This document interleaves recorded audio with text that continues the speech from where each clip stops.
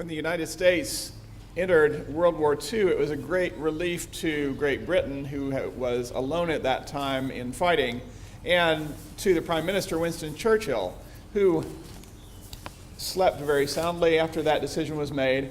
But he also said this, he said, with the United States coming in, this is not the end. It is not even the beginning of the end, but I trust it will be the end of the beginning.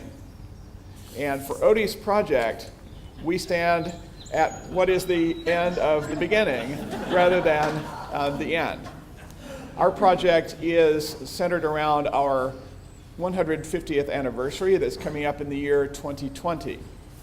We started off with the idea of a parish history, and this has bloomed into some related issues. We are now planning to do an oral history project, which is actually underway with the structure having been established, informed consent, questions, that sort of thing, and the first few interviews having occurred. An oral history project from which the history book will draw, but will not be limited. There will be more oral history to preserve than would go into the book. Our intention is not only to share the story of our history and to honor the people who have been the history, but also to discern about the congregation's personality and culture in ways that will help us then to envision the future that God is drawing us into.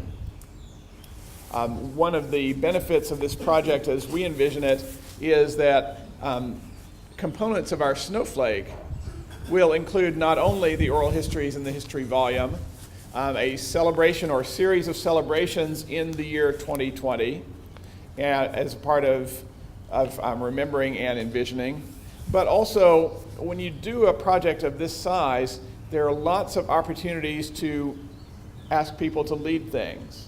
So you lead this committee or that group or work on this project, and we see that as a way to develop new leaders, to welcome and diversify and broaden our pool of leaders, not simply for this project, but for the future of the church, because once somebody has gotten comfortable with being in a leadership role, they can be asked to do something else, invited to do another thing, and may even start volunteering for stuff. So in a sense, this project will be a vehicle for growth and diversification of our leadership pool.